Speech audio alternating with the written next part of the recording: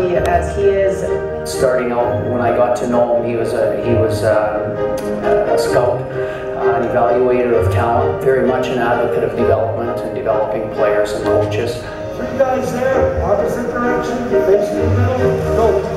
Wally was never about, you know, the NHL or the superstars at the highest level. He was all about just fundamentally how to play the game, and he really instilled in me at a young age, you know, the beauty of the game of hockey. And he just loves what he does. He's full of passion. Even he's getting a little older now, but still has that drive and passion in him to continue to grow the game. It's the combination of his knowledge and his experiences in the game. He studies the game. He's constantly, he can't talk about anything else but hockey. The topic of the day is bench management. Coaches, some food for thought. Best advice I ever got for coaching. You should be able to roll 3 lines. He didn't need to be the center of attention, but he just could quietly influence things from behind the scenes. We lost the gold medal in 1998. Wally was our assistant coach, and I went into a bit of an Olympic depression after that. And one day he gave me this piece of paper that said, "A gold medal is a wonderful thing, but if you're not enough without it, you'll never be enough with it." I've kept that piece of paper with me my entire career, actually, and every game, every big competition I played, I always had it in my hockey stall. In Alberta, we're so lucky. The legacy that we have from a coaching standpoint, to me, Wally ranks right up there with the greatest of them all. He's committed his life to the game and asked for really nothing in return. I think it's given him as much joy as he's given everyone else.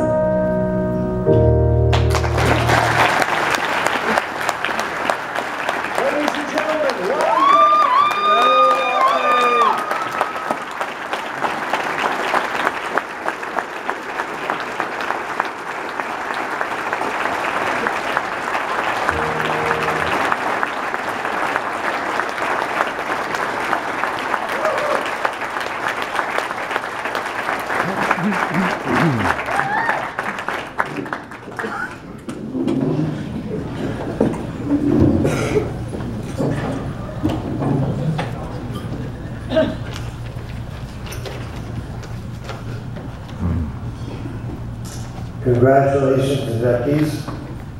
This is a special time to celebrate and to say thank you. Thank you to my long-suffering wife.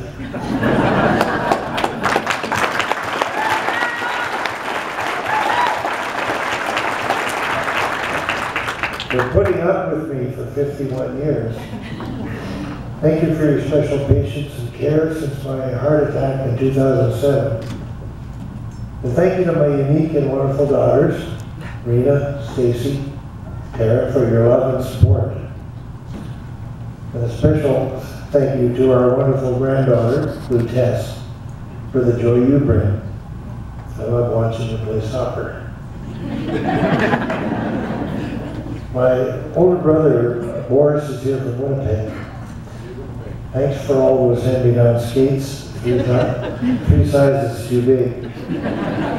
But they did the job. And that's the way it was growing up as an immigrant family in small town Saskatchewan. Let me pay tribute to Hockey Alberta and the roles of Dale Henwood, Clare Drake, George Kingston, and Dave King for pioneering coaching education in Canada. Dale Henwood, president of the Canadian Sport Institute, is responsible for the development of all Olympic sport athletes in Canada. Dale started working for Hockey Alberta, and it was him that laid the foundation for the program of excellence. And it's a model for male and female hockey development right across Canada today. He involved Clare, George, and Dave. They were also responsible for Hockey Canada's coaching certification program. Every player and coach in this room, or for that matter in Canada, can be thankful for what these men started. I'd like to acknowledge Barry Medori. Barry, would you stand up over there, please? I want to make sure.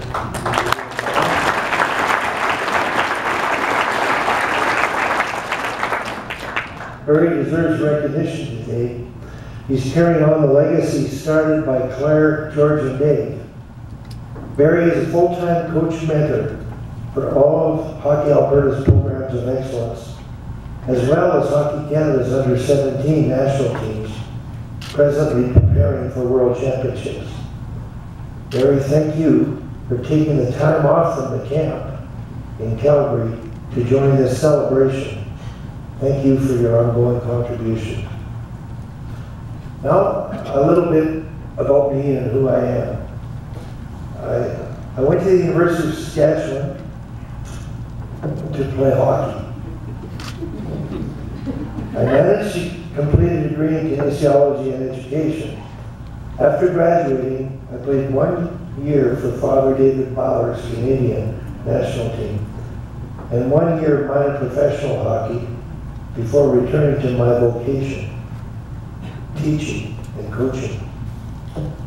That one season with Father Bauer's amateur national team affected the way I would teach and coach in the future.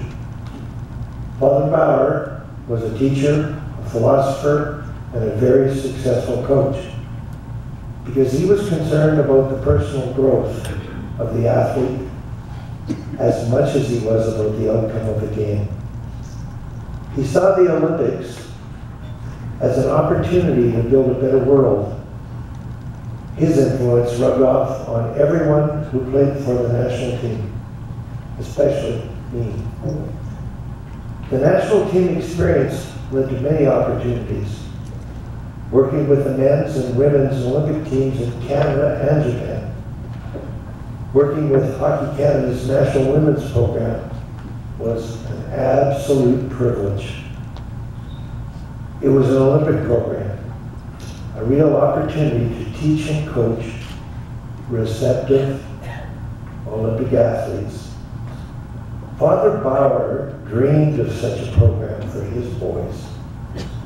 It matched his philosophy of using the Olympics and sports to develop a better person and build a better world. He preached, athletes have an obligation to the world and to their country, but first they have an obligation to world peace.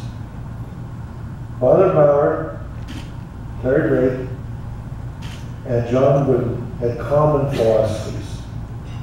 They focused on the development of the players as human beings, and in the process achieved remarkable results. John Wooden spoke about winning and losing. You never win or lose. You either win or learn. When asked about what he thought of his players after winning another championship, he replied, "Ask me in 25 years." In closing, a tribute to Clare Drake. Clare was one of those special people in our lives who never leave us, even after they are gone.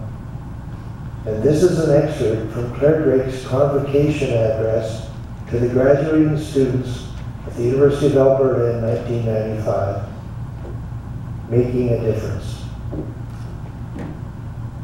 The integrity of your actions is the most powerful influence that you can have. Most of us may never do great things, but we can do many small important things in a great way. If each of us made a difference to just one person, and one person in turn made a difference to one other person, well, that could be one of those small important things that would make our society a better place in which to live. While Clare and John were not men of the cloth like Father Bauer, they were cut from the same cloth. I'm humbled to be recognized here today. Thank you.